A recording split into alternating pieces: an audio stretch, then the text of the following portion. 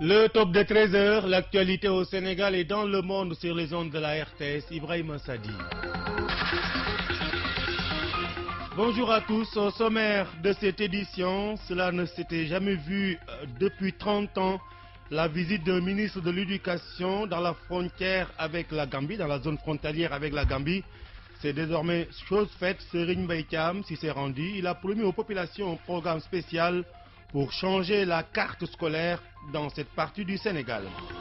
2 chirurgiens pour toute une région, c'est à Fatick, une insuffisance criarde soulignée par le médecin-chef de région, le docteur Mohamedou Traoré. La malnutrition des enfants, une dure réalité dans la région de Matam. Et pour y remédier, l'Union pour la solidarité et l'entraide veut faire bouger les lignes et inverser la tendance. Sur le continent en Mauritanie, un fils d'un ancien président impliqué dans un trafic de drogue, les autorités le présentent comme le chef présumé de la bande démantelée. Également dans ce journal, les sports avec Mamadou Ly et la revue de presse de Aaron Diouf. Amadou Nicolas Thiam était la technique. Fatick fait face à un déficit de chirurgiens à ce jour. La région ne compte qu'un chirurgien généraliste et un chirurgien spécialiste gynécologue obstétrical, tous les deux à l'hôpital régional, insuffisant pour une région qui compte plus de 800 000 habitants. Docteur Mohamedou Traoré, médecin-chef de région de Fatick, au micro d'Idrissa Ndiaye. Dans la région de Fatick, aujourd'hui, au niveau de l'hôpital régional, nous avons un chirurgien généraliste et un gynécologue qui fait de la chirurgie obstétricale. Au niveau des blocs sous, on a 2 blocs sous qui fonctionnent, celui de Sokone et de Gossas. Et on a un médecin sous en formation pour le bloc sous de Foundiougne. Donc ce qui fait que on a 2 médecins compétents sous qui font des césariennes, plus la gynécologue et un chirurgien généraliste dans la région, c'est ça. Bien sûr, pour près de 800 000 habitants, c'est insuffisant. Le ratio normal, c'est qu'il y ait au moins un spécialiste pour moins de 10 000 habitants. C'est-à-dire qu'aujourd'hui, dans l'ensemble, au niveau du système de santé, au niveau du Sénégal, on est en retard par rapport à la chirurgie au niveau des districts. Dans certains pays, dont certains pays voisins du Sénégal, pratiquement tous les districts disposent d'un médecin chirurgien.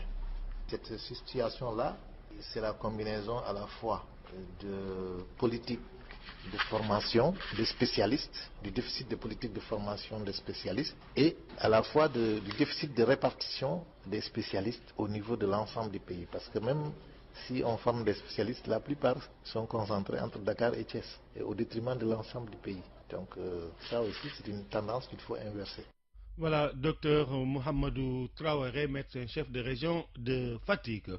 La lutte contre la malnutrition des enfants, la région de Matam traîne les pieds. Le taux de malnutrition sévère avoisine les 23%. Pour venir à bout de ce fléau, l'Union pour la solidarité et l'entraide jette ses dernières forces dans la bataille. L'ONG compte impliquer 180 conseillers départementaux, 710 relais dans 659 villages de la région. Thierno Aliouba, le président de l'USE, au micro de Daoud Niang. Aujourd'hui, le constat est que même s'il y a des avancées, la région de Matam reste toujours la dernière région en matière de ce qu'ils appellent malnutrition sévère. Les pourcentages diminue, augmente, même si aujourd'hui nous sommes dans une phase régressive, nous ne sommes pas encore arrivés au seuil de 15%. On était arrivé jusqu'à 23%. Il y a des avancées, mais 5 ans que nous travaillons, que nous mettons l'ensemble de nos équipes, il nous reste seulement une seule arme, c'est mettre nos conseillers locaux départementaux dans cette lutte. C'est pourquoi l'USE a décidé de lancer la guerre contre la malnutrition dans la région de Matam à travers ses conseillers départementaux. Nous avons 180 conseillers départementaux. Nous allons travailler dans 659 villages avec les 474 comités locaux de pilotage, dans 534 sites avec 710 relais, 25 facilitateurs et dans 26 communes de la région. Et nous pensons qu'avec cette nouvelle démarche, les choses vont s'accélérer. Au mois de mars, nous allons faire notre propre évaluation pour voir si cette démarche est positive. Au mois de juin, nous allons, avec la CLM, faire une évaluation de de 6 mois. Si nous devons continuer, à la fin du mois, il y aura une grande évaluation. À défaut, je crois que le comité de direction de l'USE doit prendre ses responsabilités et avec la CLM, nous allons voir quelle est la solution la meilleure. Voilà, c'était Thierno Aliouba, le président de l'USE, l'Union pour la solidarité et l'entraide. Il est 13h passé de 5 minutes et vous suivez les informations sur Radio Sénégal. Une première depuis 30 ans, jamais un ministre de l'Éducation n'avait mis les pieds dans la zone frontalière avec la Gambie. C'est désormais chose faite. Serigne Mbaye Thiam, en visite dans la région sud du pays, a assuré les populations du Naran-Ouest de l'initiative de l'État d'un programme spécial pour un changement complet de la carte scolaire dans cette partie du Sénégal qui manque presque de tout. Madi Sissoko. Deux temps forts auront marqué cette visite du ministre de l'Éducation nationale dans le département de Bignona. D'abord, repose la première pierre du CEM transgambien dans l'arrondissement de Tangori d'un coût global de plus de 110 millions de francs CFA sur une superficie de 1 hectare 500. Libas Djemé, le maire de la commune de Tangori, en un des populations. Nous sommes satisfaits, l'État a pensé à nous. Je n'ai plus mes mots. Nous sentons nettement que vous êtes en train quand même de donner le souffle aux populations. Pour sa part, le maire de Kataba 1 a qualifié cette visite du ministre historique, Ablaye Badji. Un moment historique et mémorable pour nous. C'est pour la première fois dans l'histoire de ce pays et dans l'histoire du Naran-Ouest qu'un ministre du gouvernement vient fouler le sol de Touba Tranquille et du Naran. Monsieur le président de la République, son excellence, aujourd'hui a fait de nous des Sénégalais. Prenant la parole, Serigne Mbaye Thiam a expliqué la politique et l'ambition du gouvernement sénégalais à travers le chef de l'État Macky Sall. L'acte que nous posons est un acte d'équité dans l'accès à l'éducation. Parce que nous devons offrir à tous les enfants du Sénégal des opportunités d'éducation dans le système éducatif sénégalais. De Dimbaya, de Touba Tranquille, de Koudjoubé, de l'ensemble de ces villages frontaliers que nous avons visités. Pour résoudre les questions d'éducation qu'il y a ici, le gouvernement va entreprendre un programme spécial de mise à niveau des établissements qui sont sur cette bande frontalière. Depuis 3 décennies, c'est un nouveau soleil qui vient de se lever dans cette zone frontalière pour la matérialisation des infrastructures scolaires de qualité et solide. RT Ziguinchor, Madi Sissoko. Merci à vous, Madi Sissoko. Éducation toujours. Le secrétaire général de l'UDN demande à l'État de poursuivre l'enquête pour que la lumière soit faite sur l'incendie des abris provisoires du lycée de Dabo. Awawad l'a dit lors de sa tournée dans le Fouladou. Elle s'est également prononcée sur la situation de l'école et appelle le gouvernement à poser des actes forts pour dénouer la crise. Awad, que nous écoutons au micro de Bassirou Kane. Nous souhaitons des propositions par rapport au gouvernement. Le dénouement de la crise est lié vraiment aux actes forts que poserait le gouvernement sur pas mal de questions déjà posées. Ces questions, ce sont les rappels des enseignants, ce sont les actes de titularisation et de nomination, mais c'est également la validation des années de vacation et de contractualisation, de même que le remboursement des surimpositions sur les reclassés de 2006. La visite nous a permis de remarquer un certain nombre de choses. Du point de vue de l'accès à l'éducation et de la construction scolaire, les abris provisoires persistent encore à Kolda. Nous venons de Dabo justement où des abris provisoires ont été incendiés dans un lycée. Je crois que c'est un signal fort pour la communauté éducative. Et le gouvernement doit prendre ses responsabilités. Quelqu'un a été appréhendé. L'enquête doit se poursuivre vraiment pour dire non à de tels actes. C'est vrai que nous n'encourageons pas la floraison d'abris provisoires, mais mieux vaut étudier dans un abri provisoire que de ne pas étudier. Le débat.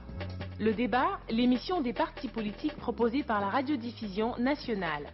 Sous la supervision du Conseil national de régulation de l'audiovisuel CNRA, Aruna Gaye reçoit ce samedi Rokhaya Dieye, secrétaire permanente du FSD/BJ, Front pour le socialisme et la démocratie Benno Djoubel, Guy Marius Sagna, membre du secrétariat permanent de Yonou Askan Wi, El Hadj Ba, maire de Méréto de l'Alliance pour la République APR, et Ali Nar Ndiaye, membre du comité directeur du PDS, Parti démocratique sénégalais. Au menu, la guerre entre la mairie de Dakar et le gouvernement pour l'aménagement de la place de l'indépendance et l'affaire Karim Wade. Le débat, c'est un samedi sur 2 de 13h30 à 15h sur Radio Sénégal. Voilà, le débat c'est tout à l'heure à 13h30 avec Aaron Gaye. Kolda qui dispose désormais d'un comité de gestion du centre secondaire d'amélioration génétique. Le bureau de ce comité est dirigé par Madame Asmaou Kandé. Ce centre sera géré par l'inspecteur de l'élevage de Kolda. Un atelier de mise en place a réuni tous les acteurs de l'élevage du Foladou, Moussa Banora. Il s'agit pour ce centre d'amélioration génétique de contribuer à la politique d'amélioration génétique des espèces. Pour ce faire, le projet de développement de l'élevage au Sénégal oriental et en Haute-Casamance, PODESOC, entend s'appuyer d'abord sur les éleveurs, mais aussi sur les prestataires privés, les services techniques et les partenaires pour l'atteinte des objectifs. Dr Pali Cissé, représentant du PDSOC. Le matériel a été présenté aux participants, constitué vraiment de matériel de stockage de semences, une dotation initiale en semences animales, en hormones et en produits d'insémination artificielle d'une manière générale, d'une valeur de près de 40 à 50 millions de francs CFA. Ainsi, au cours de l'atelier de mise en place d'un comité de gestion de ce centre, les participants ont dégagé les différentes missions à court, moyen et long terme. Dr Pali Cissé. Il fallait mettre en place un comité de pilotage constitué de l'ensemble des acteurs publics et privés de la région de Kolda. L'atelier a mis en place un comité de gestion présidé par Madame Asmaou Kandé, qui est présidente de la DRFEL de Kolda. Il y a un comité technique composé de l'inspecteur régional, l'inspecteur départemental, mais aussi des 2 techniciens vétérinaires privés de Kolda. Pour une gestion efficace et durable de ce centre, l'implication de tous les acteurs reste nécessaire. Kolda, Moussa Banora, RTS. Et puis Mont-Roland qui s'apprête à organiser la 21e édition de son pèlerinage marial. Ce sera les 13 et 14 février, coïncidant au premier week-end du carême catholique. Mont-Roland qui a dit sa satisfaction des dispositions prises par l'État pour un bon déroulement de l'événement et qui réclame également sa prise en compte dans le programme de modernisation des cités religieuses. L'affluence de fidèles de plus en plus grande à l'occasion des pèlerinages de Mont-Roland, quoi de plus normal que de maîtriser l'organisation. Pour ce faire, le diocèse de Thiès, qui célèbre son plus important événement, sollicite avant tout une couverture sécuritaire pour ces marcheurs qui partent de Grand Thialé à Thiès et pour les pèlerins qui empruntent la route. En ce qui concerne la région médicale, elle se dit prête à collaborer avec le diocèse. Idem pour l'hydraulique et le service d'hygiène qui aura l'appui de la mairie de Mont-Roland pour disposer de produits de désinfection. En somme, l'exécutif régional de Thiès s'emploiera pour la réussite du pèlerinage marial de Mont-Roland Massassène, l'adjoint au gouverneur chargé des affaires administratives. On peut dire que l'espoir est permis, que ce pèlerinage correspond aussi à un succès, bien un succès éclatant, parce que les chefs de service qui étaient là ont pris chacun ce qui le concerne dans son secteur des engagements. Ces engagements, comme ils l'ont toujours fait dans d'autres rencontres, j'espère que ces engagements seront respectés. Je pense qu'on peut dire que l'espoir est permis, que ce pèlerinage correspond aussi à un succès, bien un succès éclatant, parce que les chefs de service qui étaient là ont pris chacun ce qui le concerne dans son secteur des engagements.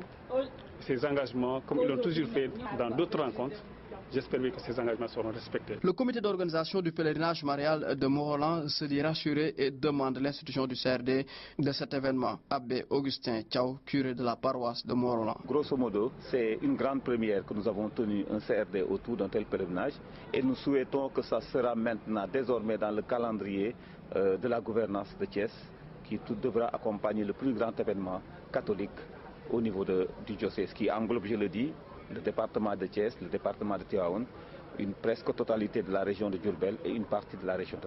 Voilà, l'importance que la religion fait chez l'individu. Voilà, c'est juste purement une démarche de foi qui, depuis des années, ne cesse de mobiliser pas mal de personnes. Alors si nous voyons que chaque année le nombre augmente, c'est parce que tout simplement, au-delà de l'aspect festif, il y a un fond religieux. Ce CRD consacré aux préparatifs du pèlerinage marial de Mont-Roland a donné à réfléchir à la Sonatel qui reste préoccupée par le gap numérique qu'accuse la contrée. Le débit d'Internet n'est pas haut ici. Bassirou Silla, Thiès, RTS. Le monde bouge et vous devez le savoir. C'est pourquoi Radio Sénégal vous tient informé des faits, gestes et paroles qui impactent la marche du monde. C'est géo, c'est politique et c'est international.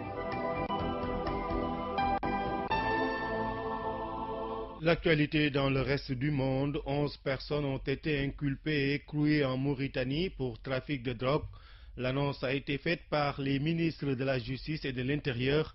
Ce dernier a précisé que leur chef présumé est un fils de l'ancien président Mohamed Houna Ould Haïdala, qui a dirigé la Mauritanie de 1980 à 1984. Il a ajouté qu'il allait demander contre ces trafiquants de drogue des peines pouvant aller de 30 ans de prison ferme à la perpétuité et même la peine capitale. Le Premier ministre du Burkina Faso, Paul Kaba Tcheba, a obtenu le vote de confiance du Parlement pour son programme de gouvernement. Dans sa déclaration de politique générale, Paul Kaba Tcheba a affirmé que le Burkina présente des signes de fragilité avec une croissance trop faible pour éradiquer la pauvreté et réduire les inégalités sociales. Au total, 72 députés sur 125 ont voté l'investiture de M. Tcheba comme Premier ministre, tandis que 53 se sont abstenus. Plus de 100 personnes sont mortes au Nigeria, non pas du fait des attentats de Boko Haram, mais d'une maladie appelée la fièvre de Lassa. Selon le Centre national de contrôle des maladies au Nigeria, les personnes décédées de ce virus hémorragique ont été enregistrées dans la capitale Abuja, à Lagos et dans 14 autres États du pays. Les islamistes radicaux somaliens Shebab ont commencé dès ce samedi à appliquer la charia dans la ville stratégique de Merka, reprise la veille aux troupes des forces de l'Union africaine en Somalie. Selon différentes sources, les commandants Shebab auraient rencontré plusieurs chefs traditionnels et responsables de milices claniques pour leur demander d'éviter tout conflit. Enfin, la guerre en Syrie fait rage. Plus de 20 000 civils sont bloqués à la frontière turque. Ces réfugiés fuient l'offensive des forces de Bachar al-Assad dans la province d'Alep, soutenue par l'aviation russe qui tue femmes et enfants selon Washington. Sous la couverture des raids aériens russes, l'armée syrienne a resserré l'étau autour d'Alep, la grande métropole du nord, poussant sur les routes des dizaines de milliers de civils.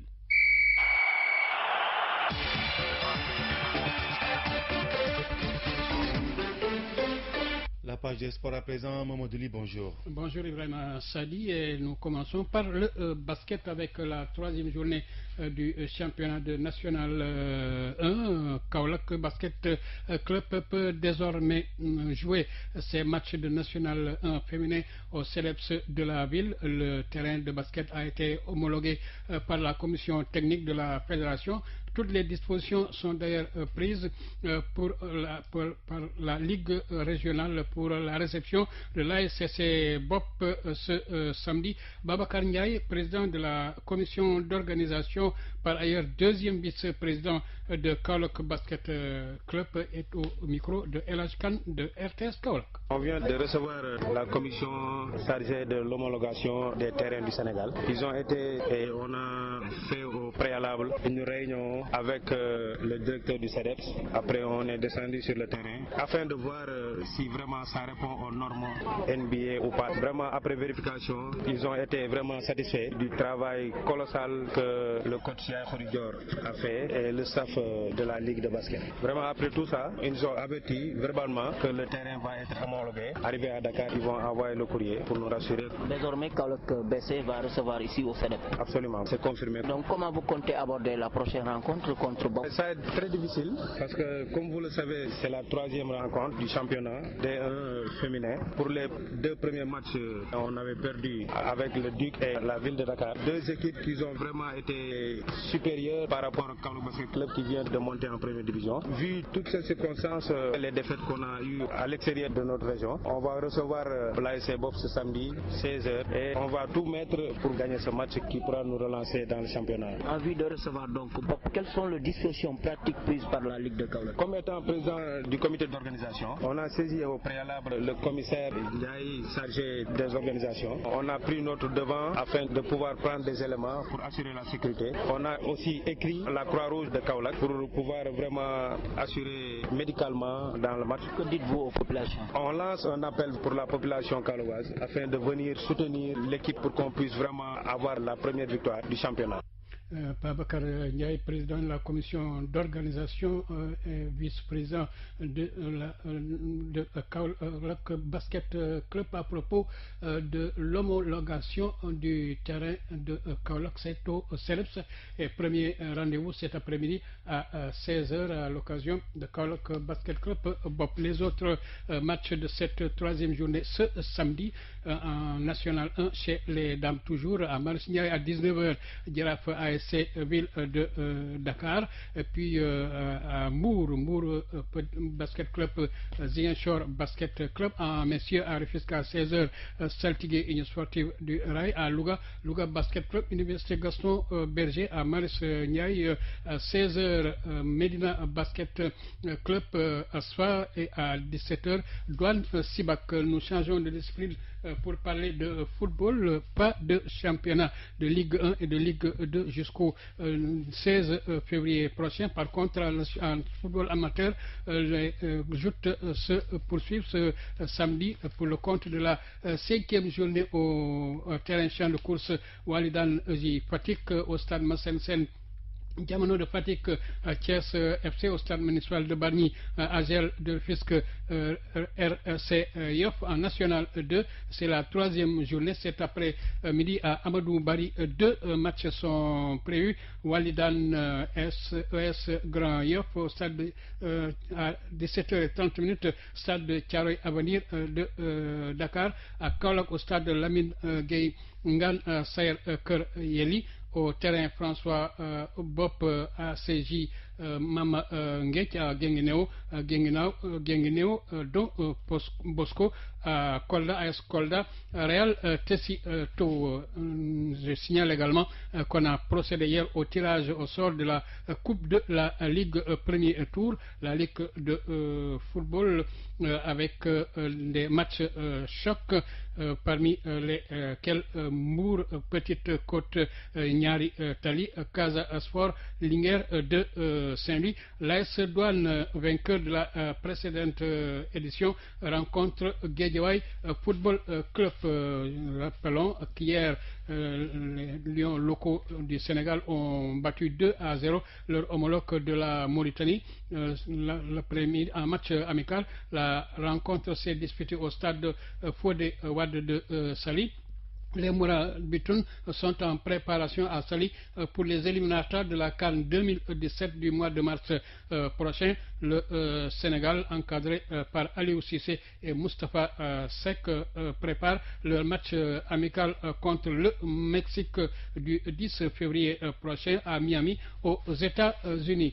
Le rugby à 15 à présent, la 3e journée du championnat, cet après-midi à Iba Mar Diop à 14h30, Requin Diambar, à 16h30, Yoff Sélection. Votre équipe Ibrahima Sadi est au repos sans fou. Le score athlétisme ce samedi, c'est le stade Léopold Sédar Senghor qui va abriter la 3e journée organisé par la Ligue de Dakar. La pétanque, le championnat de pétanque sera ce dimanche, la 2e journée, une journée qualificative au championnat du monde à Madagascar. Ce sera en doublette choisie au boulodrome Papa Aruna Diagne de Dieuppeul. Le cheval maintenant avec les courses hippiques. La 3e journée, une journée ordinaire, demain dimanche à l'hippodrome Ndiaw Makodou, avec 53 chevaux qui sont attendus pour une journée dotée de 4 millions.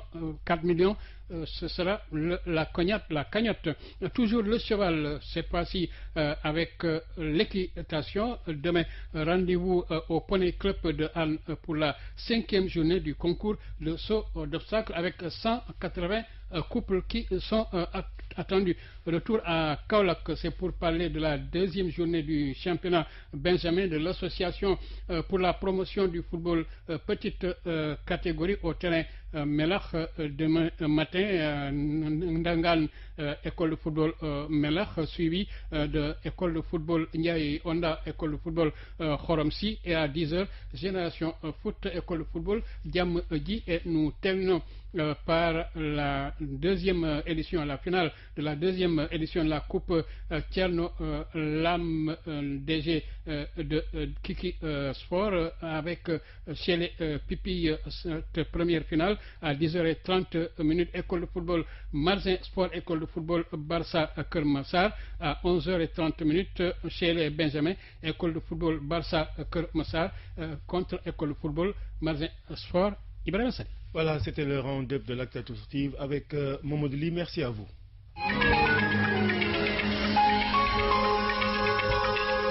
À présent, la revue de presse d'Aaron Diouf.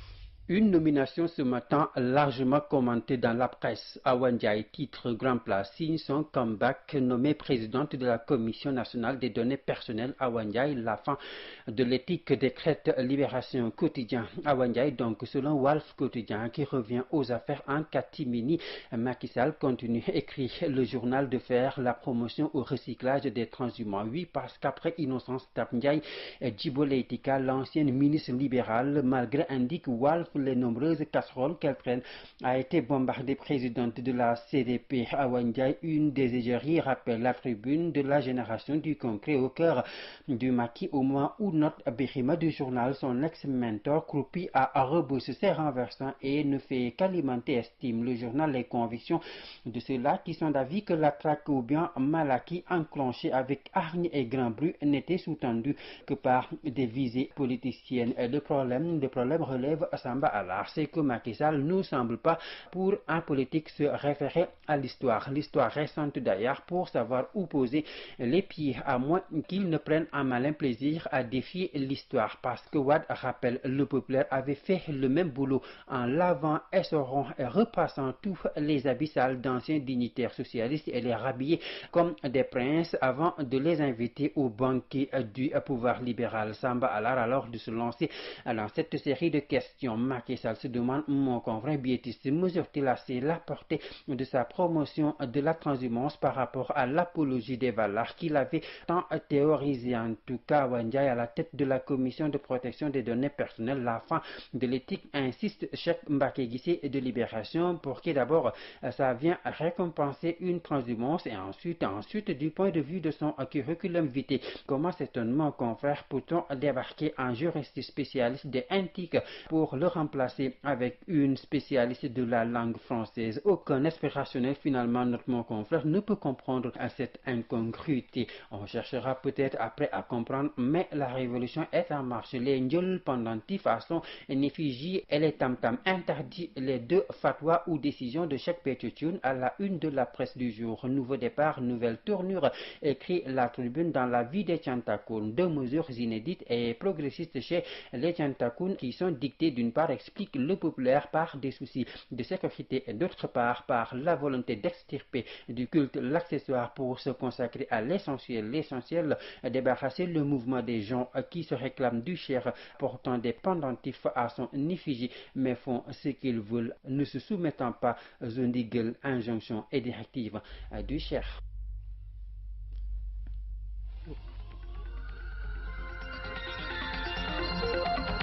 Voilà, la revue de presse de Aaron Diouf met fin à cette édition. Je vous rappelle les titres développés. 2 chirurgiens pour toute une région. C'est à Fatick, une insuffisance criarde soulignée par le médecin-chef de région, le docteur Mohamedou Traoré. La malnutrition des enfants, une dure réalité dans la région de Matam, et pour y remédier, l'Union pour la solidarité et l'entraide veut faire bouger les lignes et inverser la tendance. Cela ne s'était jamais vu depuis 30 ans au Sénégal. La visite d'un ministre de l'Éducation dans la zone frontalière avec la Gambie, c'est désormais chose faite. Serigne Mbaye Thiam s'y s'est rendu. Il a promis aux populations un programme spécial pour changer la carte scolaire de cette partie du Sénégal. Enfin, en Mauritanie, un fils de l'ancien président Mohamed Khouna Ould Aïdala impliqué dans un trafic de drogue. Les autorités le présentent comme le chef présumé de la bande démantelée.